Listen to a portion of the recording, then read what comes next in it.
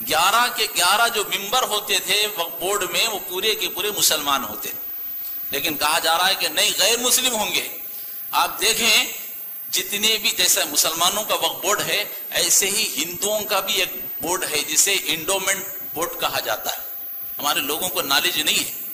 سکھوں کا بھی سکھ گرودوارا ہے، 4 دھام ہے کمیٹی ہے، ایسے ہی ہر مذہب کا ایک بورڈ ہے۔ سکھ بورڈ الگ ہے، کرسچنوں کا بورڈ الگ ہے، ہندوؤں کا بورڈ الگ ہے، ہر قوم کا الگ الگ بورڈ ہے، اور ہر بورڈ میں انہی کے مذہب کے لوگ اس میں کام کرتے ہیں، انہی کی کمیٹی ہوتی ہے، اس میں کسی بھی مذہب کے آدمی کو اس میں ممبر نہیں بنایا۔ زمین کا حصہ ہے، میں اس کا کیا کروں؟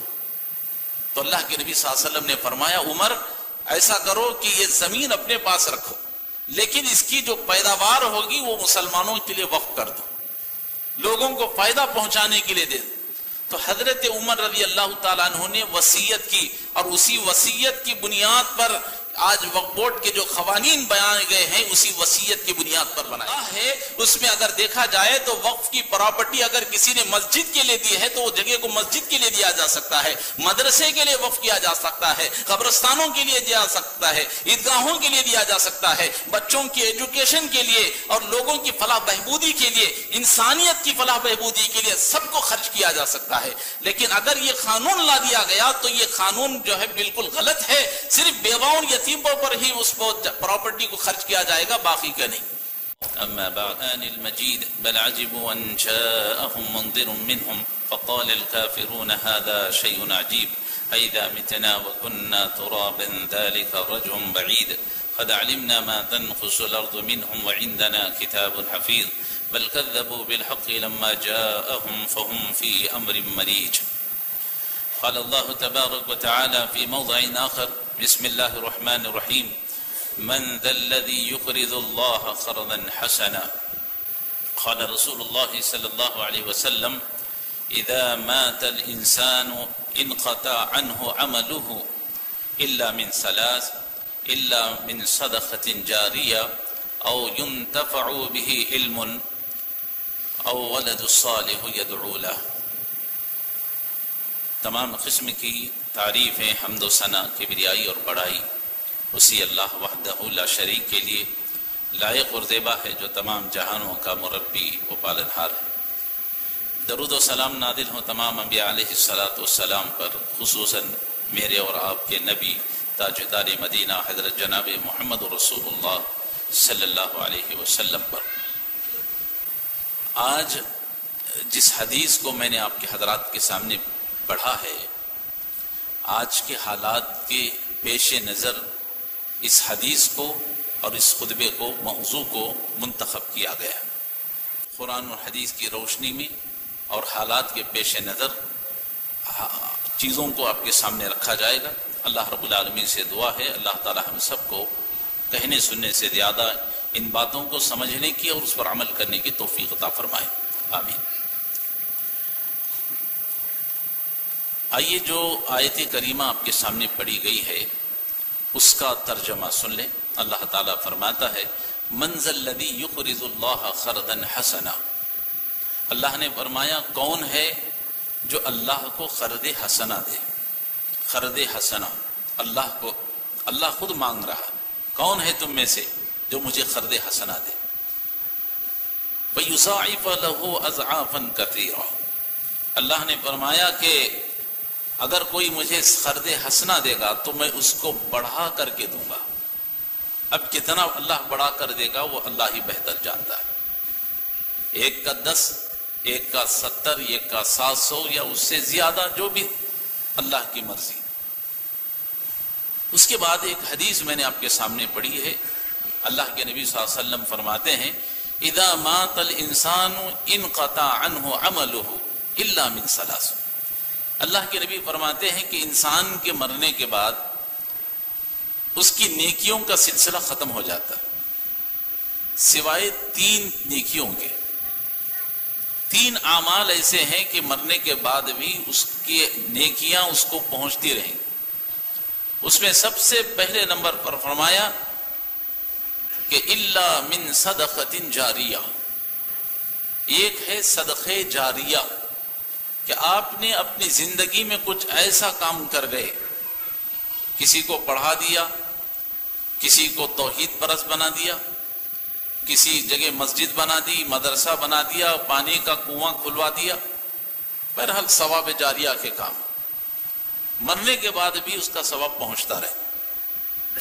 اور دوسرے نمبر پر فرمایا او علم ينتفع به، فرمایا کہ علم، ایسا علم جو لوگوں کو فائدہ پہنچانے والا۔ مثال کے طور پر ایک مولوی صاحب ہیں، بچے کو پڑھاتے ہیں، الف با تا سا پڑھاتے، نورانی قاعدہ یسرنا القرآن، قرآن کو پڑھاتے ہیں، مولوی صاحب چلے گئے، لیکن جب تک یہ بچے پڑھتے رہیں گے اس کا ثواب ان کو پہنچتا رہے، ایسا۔ تیسرا ہے اولد الصالح یدعو لہ، کہ نیک اولاد، صالح اولاد اگر وہ نیک عمل کرتی ہے، ماں باپ کے حق میں دعا کرتی ہے، تو اس کا نیکیوں کا سلسلہ مرنے کے بعد بھی اس کے ماں باپ کو پہنچتا رہے۔ تو یہ تین چیزیں ہیں۔ تو جس آج عنوان کو لے کر میں کھڑا ہوں وہ ہے صدقہ جاریہ۔ اسلام اور خود نبی کریم صلی اللہ علیہ وسلم کی جو سیرت ہے، جو ہم اور آپ سن رہے ہیں، اس میں نبی کریم صلی اللہ علیہ وسلم کے آنے سے لے کر قیامت تک آنے والے جتنی چیزیں ہیں، اللہ کے نبی صلی اللہ علیہ وسلم نے پوری چیزوں کو سیرت میں بیان کر دیا۔ ضرورت اس بات کی ہے کہ اس کو تلاش کیا جائے، ان مسائل کو حل اس میں تلاش کیا جائے، اس کو دیکھا جائے۔ ہر چیز کا حل سیرت نبی صلی اللہ علیہ وسلم میں رکھا گیا، ہر چیز کا حل قرآن اور حدیث میں رکھا گیا۔ تو آج جو مسئلہ چل رہا ہے وہ ہے وقف امینڈمنٹ بل، اور اس کی آج کی تاریخ 13 تاریخ آخری دن ہے۔ تو اب بہت سے لوگ واٹس ایپ کے اوپر، فیس بک میں، اپنے اپنے فونوں پر سن رہے ہیں کہ آپ جو ہے ریجیکٹ کیجئے، میسج بھیجئے، میسج کیجئے، ای میل کیجئے۔ بہت سے علماء نے کہا ہے، اللہ تعالیٰ ان تمام کو جزا خیر عطا فرمائے، جو بھی اس میں کوشش کر رہے ہیں، اللہ ان کے اعمال کو قبول فرمائے۔ اس کی جو اہم چیزیں ہیں وہ بہت سے لوگوں کو معلوم نہیں۔ سب سے پہلے آج کے خطبے میں میں یہ بتانے کی کوشش کروں گا کہ وقف کسے کہتے ہیں۔ سب لوگوں کو ڈیٹیلز معلوم نہیں ہے، بس خالی میسج کرنا گدے میسج کرنا۔ سب سے پہلا یہ ہے کہ وقف کسے کہتے ہیں۔ نمبر 2، ہم اس بل کی مخالفت کیوں کر رہے ہیں؟ مسلمان اس بل کی مخالفت کیوں کر رہے ہیں؟ دو چیزوں کو آج آپ کو اس خطبے میں سمجھنا ہے۔ اللہ تعالیٰ سے دعا ہے اللہ تعالیٰ مجھے بھی صحیح انداز میں سمجھانے کی توفیق عطا فرمائے اور آپ کو بھی سمجھنے کی توفیق عطا فرمائے۔ آئیے سب سے پہلے دیکھتے ہیں، چونکہ وقت مختصر سا ہے، بہت سی باتیں ہیں، اس لیے بڑی اختصار کے ساتھ میں آج خطبے کو سمیٹنے کی کوشش کروں گا۔ وقف کسے کہتے ہیں؟ وقف کہتے ہیں آدمی اپنی جائیداد میں سے، اپنی ملکیت میں سے کچھ حصہ، یہ صدقے جاریہ کی جو حدیث میں نے پڑھی، صدقے جاریہ کہ میرے مرنے کے بعد بھی مجھے ثواب پہنچتا رہے، اس نیت کے ساتھ اس پراپرٹی کو، اس زمین کو، اس چیز کو اللہ کی ملکیت قرار دے دے۔ کہا کہ آج سے یہ حصہ میرا نہیں ہے، میں اسے اللہ کے لیے وقف کرتا ہوں۔ تو اسے ہی کہتے ہیں وقف علی اللہ، یعنی اللہ کے راستے میں اس چیز کو وقف کر دینا۔ بات سمجھ میں آ گئی؟ اپنی پراپرٹی میں سے کوئی حصہ نکال کر یہ لوگوں کو اس سے فائدہ پہنچے اور قیامت تک مجھے ثواب پہنچتا رہے، اس نیت کے ساتھ اس زمین کو اللہ کے راستے میں وقف کر دینا کہ آج سے میری زمین نہیں، یہ اللہ کی زمین ہے۔ اس نیت کے ساتھ اس زمین کو دے دینا اللہ کو، اسی کا نام وقف ہے۔ اور اس کی مثالیں اب یہ نہ سمجھیں کہ یہ ہندوستان کی چیز ہے، ہندوستان کے مسلمان کر رہے ہیں، ایسا نہیں۔ اگر آپ وقف کی تاریخ اٹھا کر کے دیکھیں گے تو پتہ چلے گا کہ جب سے اسلام آیا ہے تو اسی وقت سے کچھ عرصے کے بعد یہ تمام چیزیں شروع ہو گئی. اور دنیا کے اندر اسلام جب آیا تو سب سے پہلے جس شخصیت نے اسلام کی خاطر، اللہ کی خاطر جس نے وقف کیا، وہ کوئی معمولی ہستی نہیں تھی، وہ میرے اور آپ کے نبی جناب محمد الرسول اللہ صلی اللہ علیہ وسلم ہے. سب سے پہلے اللہ کے رسول صلی اللہ علیہ وسلم نے زمین کو اللہ کے لیے وقف کیا. حدیث میں آتا ہے، تاریخ کی سیرت کی کتابیں آپ کھول کر کے دیکھیں، اللہ کے نبی صلی اللہ علیہ وسلم جب مدینہ آئے تو آپ نے سب سے پہلے مسجد بنانے کا ارادہ کیا اور ایک زمین کو سلیکٹ کیا. پوچھا کہ زمین کس کی ہے؟ تو صحابہ نے کہا اللہ کے رسول یہ فلاں 2 یتیم بچوں کی ہے. آپ صلی اللہ علیہ وسلم نے جا کر ان سے بات کیا تو کہا اللہ کے رسول ہم آپ کو اسے تحفے میں دے دیتے، فری میں دے دیں. اللہ کے نبی نے فرمایا نہیں، یہ اللہ کا گھر ہے، یہاں اللہ کا گھر بنے گا، میں اسے فری میں نہیں لوں گا. آپ صلی اللہ علیہ وسلم نے ان بچوں کو اس کی قیمت دے دی اور آپ نے اس زمین کو خرید کر مسجد کے لیے، اللہ کے گھر کے لیے وقف کر دیا. یہ اس سے پہلا وقف ہے جو اس سرزمین پر، اس دنیا کے اندر جو اللہ کے لیے وقف کیا گیا وہ محمد الرسول اللہ صلی اللہ علیہ وسلم کی شخصیت تھی. یہ پہلا وقف ہے، اللہ کے لیے وقف کیا گیا یہ زمین، اور اسی زمین پر مسجد بنائی گئی جسے مسجد قباء کہا جاتا مدینہ کے اندر. تو سب سے پہلے اللہ کے نبی صلی اللہ علیہ وسلم نے زمین کو وقف کیا. اس کے بعد ایک اور مثال تاریخ میں ملتی ہے کہ غزوہ احد بڑا مشہور ہے، جس میں اللہ کے نبی صلی اللہ علیہ وسلم کے دندان مبارک شہید ہو گئے. اس جنگ میں مسلمان اور یہودی دونوں نے مل کر کے جنگ کی. دوسری مثال یہ ہے کہ جب مسلمان اور یہودی مل کر غزوہ احد میں کافروں سے مقابلہ کر رہے تھے تو ایک یہودی نے جنگ میں جانے سے پہلے کہا کہ میرے پاس 7 باغ ہیں، 7 اگر میں مر جاؤں، اس جنگ میں مارا جاؤں، اسلام نہیں لایا تھا، اس نے کہا کہ اگر میں مارا جاؤں تو میں یہ زمین جو میرے پاس رکھی ہوئی ہے میں اللہ کے نبی صلی اللہ علیہ وسلم کو دے دینا چاہتا ہوں. اس نے وصیت کی. جنگ شروع ہوئی، اتفاق سے وہ آدمی جنگ میں مارا گیا، اس نے اسلام نہیں قبول کیا. وصیت کے مطابق وہ زمین کو اللہ کے نبی صلی اللہ علیہ وسلم نے اپنے ہینڈ اوور کر لیا، اور پھر آپ صلی اللہ علیہ وسلم نے اس زمین کو اللہ کے راستے میں مسلمانوں کی انسانیت کی فلاح بہبودی کے لیے آپ صلی اللہ علیہ وسلم نے اس زمین کو لوگوں میں تقسیم فرما دیا. 7 باغ تھے، اللہ کے نبی صلی اللہ علیہ وسلم نے ان 7 باغوں کو بھی اللہ کے راستے میں وقف کر دیا لوگوں کو فائدہ پہنچانے کے لیے. تو یہ دوسرا وقف تھا جو اس زمین پر کیا گیا. تیسری مثال حضرت عمر رضی اللہ تعالی عنہ، بہت سے صحابہ جنگ خیبر کے اندر شریک ہوئے، لوگوں نے جنگ کی، جنگ الحمدللہ مسلمانوں نے جیتی. تو غزوہ خیبر میں ایک زمین کا، زبردست زمین کا حصہ، بڑی مہنگی زمین حضرت عمر رضی اللہ تعالیٰ عنہ کے حصے میں آئی. وہ اللہ کے نبی صلی اللہ علیہ وسلم کے پاس آئے اور آ کر کہا اللہ کے رسول میرے پاس یہ زمین کا حصہ ہے، میں اس کا کیا کروں؟ تو اللہ کے نبی صلی اللہ علیہ وسلم نے فرمایا عمر ایسا کرو کہ یہ زمین اپنے پاس رکھو، لیکن اس کی جو پیداوار ہوگی وہ مسلمانوں کے لیے وقف کر دو، لوگوں کو فائدہ پہنچانے کے لیے دے دو. تو حضرت عمر رضی اللہ تعالیٰ عنہ نے وصیت کی، اور اسی وصیت کی بنیاد پر آج وقف بورڈ کے جو قوانین بنائے گئے ہیں اسی وصیت کی بنیاد پر بنائے گئے. حضرت عمر رضی اللہ تعالیٰ عنہ نے وصیت کی، کہا کہ یہ جو زمین ہے اس زمین کو کوئی بھی بیچے گا نہیں، میری یہ جو زمین ہے اس زمین کو کوئی نہیں بیچے گا، اور دوسرا اس زمین کو کوئی ہبہ بھی نہیں کرے گا، تحفہ بھی نہیں دے گا، اور یہ زمین کو میرے بچوں میں وراثت کے طور پر تقسیم بھی نہیں کیا جائے گا. میں اس زمین کو اللہ کے لیے وقف کر رہا ہوں، اور یہ زمین سے جتنی آمدنی ہوگی اسے یتیموں میں، بیواؤں میں، مسکینوں میں، محتاجوں میں، غلاموں کو آزاد کرنے کے لیے، مسافروں کے لیے، مہمانوں کے لیے مہمان نوازی پر خرچ کیا جائے، یہ اس کا مقصد ہے. حضرت عمر رضی اللہ تعالی عنہ نے یہ تمام قوانین کو لوگوں کے سامنے بیان کر دیا، اپنے وصیت فرمائی. تو یہ تیسرا وقف کی مثال میں آپ کے سامنے پیش کر رہا ہوں. حضرت عمر رضی اللہ تعالیٰ عنہ نے اس خیبر کی زمین کو اللہ کے لیے وقف کر دیا. اس کا مقصد انسانیت کی فلاح بہبودی تھی. اور اچھی طرح سے ایک مثال اور آپ کو میں سمجھا دیتا ہوں سمجھنے کے لیے تاکہ آپ کو آسان ہو کہ وقف کہتے کسے ہیں.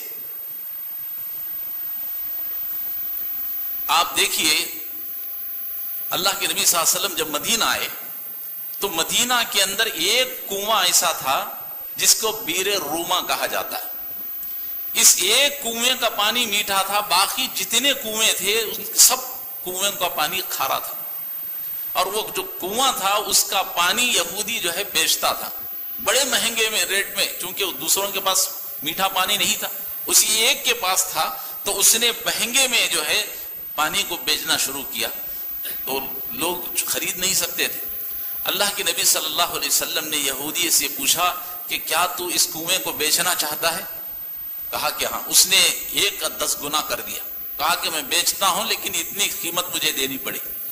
اللہ کے نبی صلی اللہ علیہ وسلم آئے اور آپ نے اعلان فرمایا, اے میرے صحابہ تم میں سے کون ہے جو اس کنویں کو خرید کر انسانوں کے لیے اللہ کے راستے میں وقف کر دے, میں اس آدمی کو جنت کی بشارت دیتا ہوں. نہ صرف جنت کی بشارت بلکہ وہ آدمی جنت پہ بالکل میرے قریب ہوگا. ہے تم میں سے کوئی اس کنویں کو خرید کر انسانیت کے لیے وقف کر دے, اللہ کے لیے وقف کر دے؟ حضرت عثمان رضی اللہ تعالیٰ عنہ اٹھ کر کھڑے ہوئے اور فرمایا, اللہ کے رسول آپ کسی سے تعاون نہ مانگے, کسی سے چندہ نہیں مانگے, میں خود اکیلا اس کنویں کو خرید کر اللہ کے لیے وقف کر دیتا. اللہ اکبر. حضرت عثمان رضی اللہ تعالیٰ عنہ نے اس کنویں کو خرید کر اللہ کے راستے میں وقف کر دیا. اور آج بھی تاریخ گواہ ہے, جو لوگ سعودی میں رہتے ہیں, جو لوگ عمرے کو جاتے ہیں, حج پر جاتے ہیں, ان کو معلوم ہے آج بھی وہ کنواں ان کے نام سے مشہور ہے. اور آج بھی اس کنویں کے ذریعے سے جو کھجور کے باغ لگے ہوئے ہیں اس سے جو آمدنی آتی ہے وہ پوری انسانیت پر خرچ کیا جاتا ہے. اس وقت جب آپ نے خرچ کیا, آج سے 1400 سال پہلے وقف کیا تھا, آج تک اس سے انسانیت پیدا اٹھا رہی. تو یہ ہے اللہ کے راستے میں وقف کرنا. ہندوستان میں جب اسلام آیا, لوگ اسلام کے اندر داخل ہوئے تو بہت مسلمان بھی بڑے بڑے مالدار تھے. اسلام آنے کے بعد بہت سے لوگوں نے اسلام قبول کیا, کئی لوگ اسلام کے اندر پھر بڑھتے گئے. تو اس کے بعد بہت سے مسلمانوں نے مسجدوں کے لیے جگہیں دے دی, مدرسوں کے لیے جگہیں وقف کر دی, عیدگاہوں کے لیے جگہوں کو وقف کر دیا, قبرستانوں کے لیے انہوں نے جگہوں کو وقف کر دیا. اور انسانیت کی فلاح بہبودی کے لیے کئی مسلمانوں نے, اس وقت کے بادشاہوں نے, جو بھی مالدار تھے, انہوں نے اللہ کے راستے میں زمینوں کو وقف کر دیا. کئی جو مسجدیں وقف بورڈ میں ہیں وہ کیوں ہیں؟ یہی جو ہمارے باپ دادا جن کی یہ پراپرٹی تھی, انہوں نے اللہ کے راستے میں وقف کر دیا, انہی کی یہ سب پراپرٹیاں ہیں. تو اس وقت ہندوستان کے مسلمانوں نے اس زمین کو اللہ کے راستے میں وقف کر دیا. مسجدیں, مدرسے, قبرستان, عیدگاہ اور بہت سی چیزیں. بہرحال یہ تمام چیزیں ہمارے مسلمانوں نے اللہ کے راستے میں پیش کی. تو پھر دوسرا جو اہم چیز ہے مجھے آپ کو بتانا ہے وہ یہ ہے کہ جو مسلمانوں نے پراپرٹی اللہ کے راستے میں وقف کی ہے, جانتے ہیں وہ کتنی ہے؟ ایک سروے کی رپورٹ کے مطابق اس وقت کے مسلمانوں نے جو زمینیں اللہ کے راستے میں اللہ کی خوشنودی کے لیے لوگوں کو فائدہ پہنچانے کے لیے دی ہیں, 9,40,000 ایکڑ زمین. 9,40,000 ایکڑ زمین اس وقت کے مسلمانوں نے اللہ کے راستے میں وقف کی ہے. 1 ایکڑ 2 ایکڑ نہیں, 9,40,000 ایکڑ زمین کو اللہ کے راستے میں وقف کر دیا اس وقت کے مسلمان. فی الحال اس وقت اس زمینوں سے جو آمدنی آ رہی ہے 25 کروڑ روپے ہے سالانہ. 25 کروڑ روپے سالانہ آمدنی آ رہی ہے. اور اگر اس کا صحیح استعمال کیا جائے, ان زمینوں کا صحیح استعمال کیا جائے تو سالانہ 600 کروڑ کی آمدنی ہو سکتی. اگر ان زمینوں کو جو ہمارے باپ داداؤں نے وقف کیا ہے اللہ کے راستے میں، اگر اس کا صحیح استعمال ہو، جو زمینیں پڑی ہوئی ہیں اگر اس کو صحیح استعمال میں لایا جائے تو سالانہ 600 کروڑ کی آمدنی ہو سکتی ہے وقف بورڈ کو. لیکن افسوس ہے اس بات کا افسوس ہے کہ ہمارے باپ داداؤں نے اللہ کے لیے زمین کو وقف کیا تھا. کئی قسم کے لوگوں نے تقریباً اس زمین میں سے آج 80% حصہ قبضہ کر لیا گیا. کتنا؟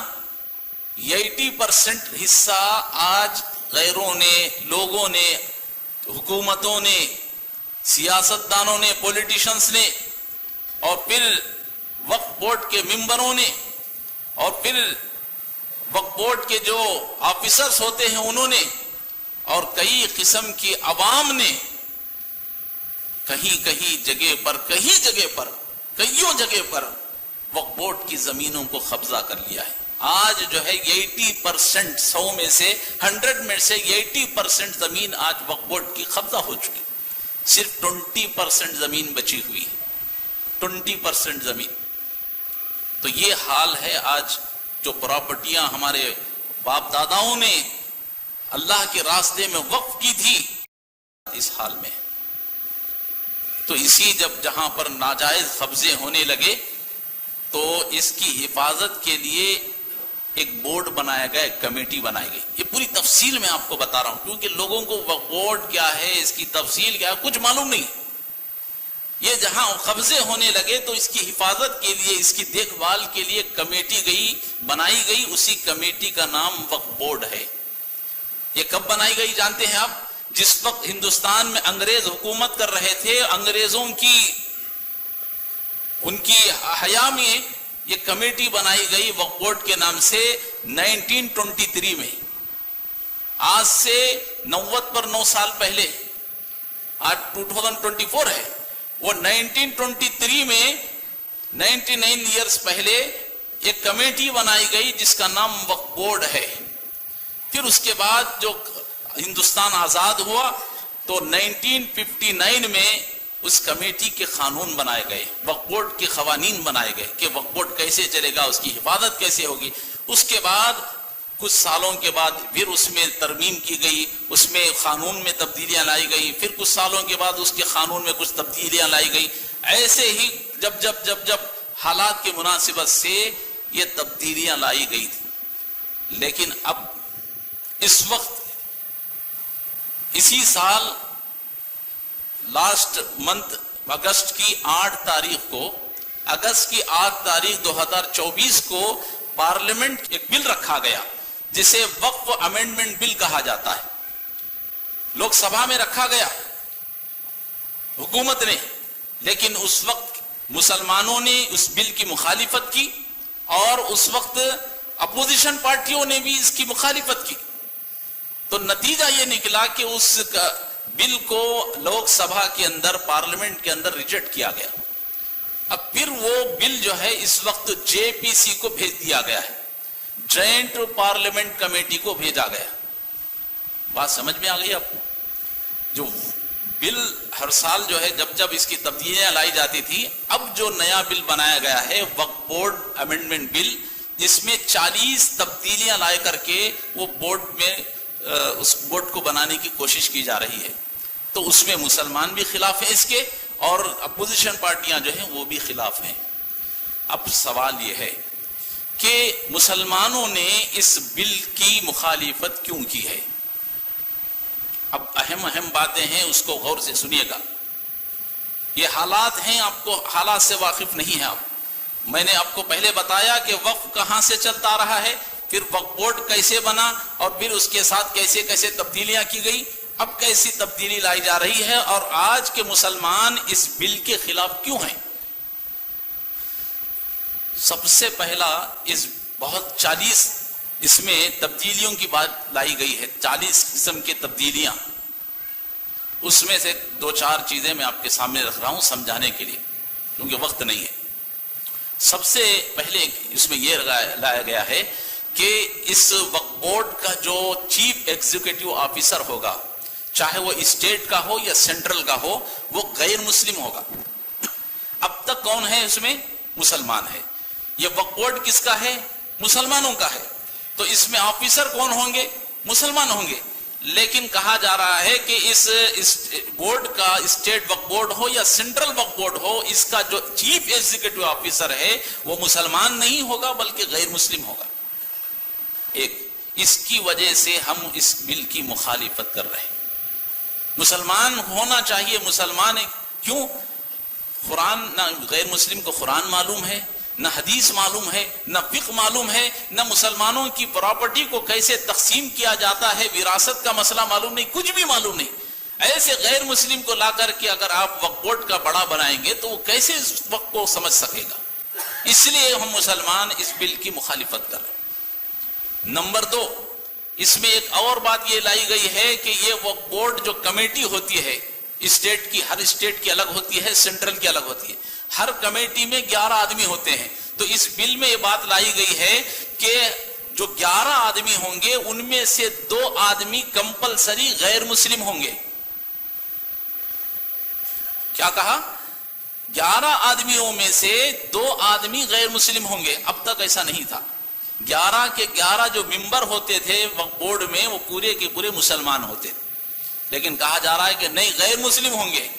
آپ دیکھیں جتنے بھی، جیسا مسلمانوں کا وقف بورڈ ہے ایسے ہی ہندوؤں کا بھی ایک بورڈ ہے جسے انڈومنٹ بورڈ کہا جاتا ہے، ہمارے لوگوں کو نالج نہیں ہے۔ سکھوں کا بھی سکھ گرودوارا ہے، 4 دھام ہے کمیٹی ہے۔ ایسے ہی ہر مذہب کا ایک بورڈ ہے، سکھ بورڈ الگ ہے، کرسچنوں کا بورڈ الگ ہے، ہندوؤں کا بورڈ الگ ہے، ہر قوم کا الگ الگ بورڈ ہے، اور ہر بورڈ میں انہی کے مذہب کے لوگ اس میں کام کرتے ہیں، انہی کی کمیٹی ہوتی ہے۔ اس میں کسی بھی مذہب کے آدمی کو اس میں ممبر نہیں بنایا جاتا، اور کسی بھی کمیٹی میں مسلمان کو ممبر نہیں بنایا گیا۔ تو جب کسی بھی کمیٹی کے اندر مسلمان یا دوسرے مذہب کا آدمی نہیں ہے تو وقف بورڈ میں جو مسلمانوں کا بورڈ ہے اس میں لا کر کے کسی غیر مسلم 2 ممبروں کو رکھنا یہ کہاں سے صحیح ہے؟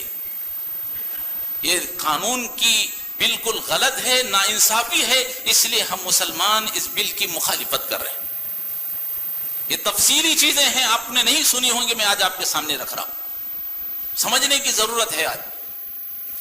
اچھا، تیسرا ہم جو اس کی مخالفت کر رہے ہیں، اس کی وجوہات میں سے ایک وجہ یہ ہے کہ اس میں ایک بات یہ لائی گئی ہے کہ کوئی بھی مسلمان وقف کرتا ہے کسی چیز، زمین کو وقف کر دیا، میں اللہ کے راستے میں وقف کر رہا ہوں، تو وہ اس وقت تک نہیں کرے گا جب تک کہ وہ مسلمان بن کر کے 5 سال نہ ہو جائے۔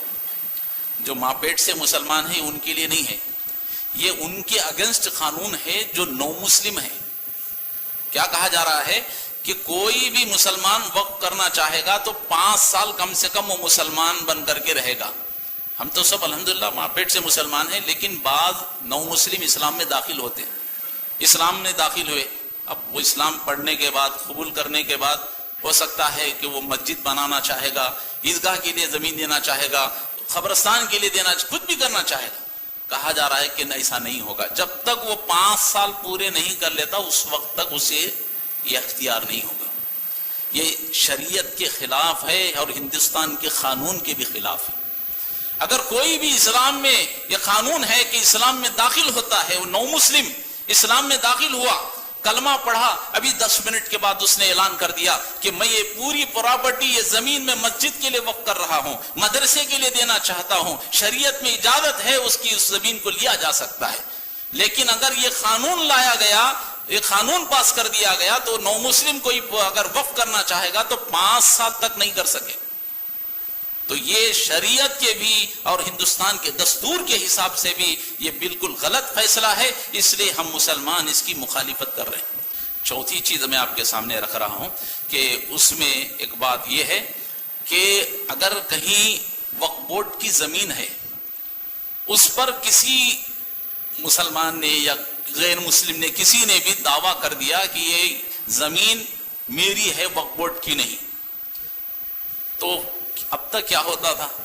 مثال کے طور پر میں آپ کے سامنے سمجھانے کے لیے بتا رہا ہوں، ہمارا زہرا پور کا عیدگاہ ہے، یہ وقف بورڈ کی زمین تھی، عیدگاہ کے لیے دی گئی، لیکن ایک آدمی نے دعویٰ کیا کہ یہ وقف بورڈ کی زمین نہیں ہے، میری زمین ہے، میرے باپ داداؤں کی نام کی زمین ہے، یہ وقف بورڈ کی نہیں۔ تو مسئلہ کیا ہوا؟ ڈسٹرکٹ کورٹ میں چلا، ہائی کورٹ میں چلا، اب سپریم کورٹ میں چلا۔ اب تک ایسا قانون چل رہا تھا، لیکن اب یہ جو قانون لایا گیا ہے اس میں بتایا جا رہا ہے کہ اگر کوئی وقف بورڈ کی زمین ہے، اس پر کوئی شخص دعویٰ کرے کہ یہ زمین میری ہے، تو وہ فیصلہ کورٹ میں نہیں جائے گا، بلکہ اس کو فیصلہ کرنے والا اس کا ڈسٹرکٹ کلیکٹر ہوگا۔ کلیکٹر کو یہ حق حاصل ہوگا کہ کلیکٹر فیصلہ کرے کہ یہ وقف بورڈ کی زمین ہے یا فلاں آدمی کی زمین ہے، یا غیر مسلم کی ہے یا مسلمان کی، جس نے بھی قبضہ کر رکھا ہے یا کوئی بھی آدمی دعویٰ کیا ہے اس کی زمین ہے یا وقف بورڈ کی زمین ہے، فیصلہ کون کرے گا؟ کلیکٹر کرے گا۔ سوچئے کلیکٹر کو لانے والے کون ہیں؟ کلیکٹر کو لانے والے کون ہیں؟ حکومت ہوتی ہے، کوئی بھی حکومت ہو۔ اب جو حکومت کا بڑا ہوتا ہے کلیکٹر کو آرڈر کرتا ہے کہ یہ فیصلہ جو ہے فلاں آدمی کے حق میں کرو، فلاں آدمی کے حق میں کر دو، کلیکٹر کیا کرے گا؟ حکم میرے آقا، اس کے نام پر کر دے گا۔ تو یہ زمین وقف بورڈ کی جو زمین ہے جسے ہمارے باپ داداؤں نے اللہ کے راستے میں دی ہے، صرف کلیکٹر کے ایک فیصلے کی وجہ سے یہ کسی آدمی کو دے دی جائے، تو اس لیے یہ قانون کے بالکل خلاف ہے، شریعت کے خلاف ہے، اس لیے ہم اس بل کی مخالفت کرتے ہیں۔ اور آخری پوائنٹ، بہت سے ہیں لیکن چونکہ 3-4 مجھے بتانا تھا، اس میں سے ایک آخری پوائنٹ بتا کر اپنی بات کو میں ختم کر دیتا ہوں۔ اس امینڈمنٹ بل میں جو 40 لائے گئے ہیں، 5ویں چیز ایک میں آپ کے سامنے رکھ رہا ہوں آپ کو سمجھانے کے لیے۔ اس میں یہ قانون لایا گیا ہے کہ وقف بورڈ کی جو بھی پراپرٹی ہوگی، آمدنی ہوگی، اسے صرف یتیموں اور بیواؤں میں تقسیم کیا جائے، اس کے علاوہ کسی میں اسے تقسیم نہیں کیا جائے۔ لیکن اب تک کیا ہوتا تھا؟ اب ہمیں ضرورت ہے عیدگاہ کی، وقف بورڈ میں ہم نے رکھا تو حکومت نے چاہا تو وقف بورڈ کی زمین عیدگاہ کے لیے دی دی۔ قبرستان کم بڑھ رہا تھا، ہم نے درخواست کی تو وقف بورڈ کی زمین ہے وہاں قبرستان بنا لیجیے، دے دیا۔ مسجد کے لیے ضرورت تھی تو مسجدوں کے لیے، مدرسوں کے لیے اور ایجوکیشن کے لیے یہ پورا پیسہ خرچ ہوتا تھا اب تک۔ لیکن یہ قانون اگر آ گیا، حالانکہ کچھ اچھی چیز ہے، یتیموں بیواؤں میں اس کو تقسیم کرنے کی بات ہو رہی، لیکن صرف دونوں پر اگر خرچ کر دیا جائے، باقی کے اتنی چیزوں پر چھوڑ دیا جائے، اب اس کا پیسہ نہ مسجدوں پر خرچ ہوگا، نہ عیدگاہوں پر خرچ ہوگا، نہ قبرستان پر خرچ ہوگا، نہ مدرسوں پر ہوگا، نہ بچوں کے ایجوکیشن کے لیے خرچ ہوگا۔ اب کوئی بھی کسی بھی جگہ پر یہ خرچ نہیں ہوگا، صرف یتیم اور بیواؤں پر خرچ ہوگا۔ تو یہ بالکل غلط چیز ہے۔ اسلامی اوقاف کی جو شریعت کا جو لا ہے، اس میں اگر دیکھا جائے تو وقف کی پراپرٹی اگر کسی نے مسجد کے لیے دی ہے تو وہ جگہ کو مسجد کے لیے دیا جا سکتا ہے، مدرسے کے لیے وقف کیا جا سکتا ہے، قبرستانوں کے لیے دیا جا سکتا ہے، عیدگاہوں کے لیے دیا جا سکتا ہے، بچوں کی ایجوکیشن کے لیے اور لوگوں کی فلاح بہبودی کے لیے، انسانیت کی فلاح بہبودی کے لیے سب کو خرچ کیا جا سکتا ہے۔ لیکن اگر یہ قانون لا دیا گیا تو یہ قانون جو ہے بالکل غلط ہے، صرف بیواؤں اور یتیموں پر ہی اس پراپرٹی کو خرچ کیا جائے گا، باقی کا نہیں۔ تو یہ چونکہ اسلامی لا کے خلاف ہے، اس لیے ہم مسلمان اس کی مخالفت کر رہے ہیں۔ تو محترم حضرات، آخر میں اپنی بات کو ختم کر رہا ہوں اس بات کے ساتھ، ہو سکتا ہے امید کہ آپ حضرات ان تمام باتوں کو سمجھ گئے ہوں گے۔ اب یہ جو بل جو ہے وہ پارلیمنٹ میں ریجیکٹ ہو گیا، جے پی سی جوائنٹ پارلیمنٹ کمیٹی میں رکھا گیا، تو جوائنٹ پارلیمنٹ کمیٹی نے کہا کہ اگر مسلمان 50 لاکھ مسلمان اگر اس بل کی مخالفت کرتے ہیں، ای میل کے ذریعے سے ہمیں میسیجز بھیجتے ہیں، تو ہم اس بل کو ریجیکٹ کر دیں گے۔ تو الحمدللہ پورے ہندوستان بھر میں علماء کرام، علم کو جاننے والے، مسجدوں سے، اماموں کے ذریعے ہر جگہ سے کوششیں چل رہی ہیں۔ الحمدللہ اب تک 1 کروڑ سے زیادہ لوگوں نے، 50 لاکھ کی بات ہوئی تھی، 1 کروڑ سے زیادہ لوگوں نے الحمدللہ اب تک ووٹنگ کر دی ہے۔ لیکن ایک خامی ہمارے لوگوں نے کر دی ہے، وہ کیا ہے کہ جو میسج بھیجنا ہے ای میل کا، اس میں ہمارا نام ٹائپ کرنا ہے، تو بہت سے لوگوں نے اپنا نام ٹائپ نہیں کیا ہے، جس کی وجہ سے میں آج آپ کو بتا رہا ہوں تقریباً 80 لاکھ ہماری جو ووٹنگ ہوئی ہے اسے رد کر دیا گیا، صرف چھوٹی سی غلطی کی وجہ سے، علم نہ ہونے کی وجہ سے، صحیح معلومات کے نہ ہونے کی وجہ سے، کہ میل تو کیا ہے لیکن اپنا نام نیچے نہیں لکھا، تو اس کی وجہ سے آج کی رپورٹ یہ ہے کہ 80 لاکھ تمہاری جو درخواستیں ہیں ان کو ریجیکٹ کر دیا۔ ابھی بھی وقت ہے، آج رات کے 12 بجے تک یہ ٹائم ہے۔ آپ تمام سے گزارش ہے کہ آپ سے خواتین بھی جن کے پاس اینڈرائڈ فون ہے، اسمارٹ فون ہے، اس کے ذریعے سے آپ اسکین کر کے باقاعدہ مساجد میں، اور الحمدللہ ہمارے ہاں مسجد گونڈا میں بھی اہتمام ہوا ہے، باہر روڈ پر بھی رکھا گیا ہے، انشاءاللہ اس کی تفصیلی بات ہوگی۔ تو آپ تمام سے گزارش ہے کہ آج پھر 12 بجے تک رات میں ٹائم ہے، آپ حضرات آپ اپنا خود کا میل بھیجیں، اپنے بیوی کا، اپنے بچوں کا، جس کے پاس اسمارٹ فون ہے آپ اس کے ذریعے سے میسج بھیجنے کی کوشش کریں۔ اللہ رب العالمین سے دعا ہے اللہ تعالی ہم سب مسلمانوں کو حالات کو سمجھنے کی توفیق عطا فرمائے۔ وقف بورڈ جو اس کے مسائل ہیں بہت اہم ہیں، یہ ہمارے مسلمانوں کے باپ داداؤں کا ورثہ ہے، اگر ہم نے اس میں کوتاہی کی تو بہت سی مسجدیں، مدرسے، عیدگاہ سب ہمارے ہاتھوں سے نکل جائیں گے۔ اس لیے وقت کو سمجھنے کی ضرورت ہے۔ اللہ رب العالمین سے دعا ہے اللہ تعالی ہمارے نوجوانوں کو، ہم سب کو ان تمام باتوں کو سمجھنے کی توفیق عطا فرمائے، اور اللہ تعالیٰ سے دعا ہے اللہ تعالیٰ ہندوستان کے مسلمانوں پر رحم فرمائے، اور اللہ تعالیٰ ظالم لوگوں سے اللہ تعالیٰ ہم سب کی حفاظت فرمائے، آمین۔ وآخر دعوانا الحمد للہ رب العالمین۔ بارک اللہ لنا ولکم فی القرآن العظیم ونفعنا وإیاکم بالآیات والذکر الحکیم، انہ تعالی جواد کریم ملک بر علیم رب حلیم۔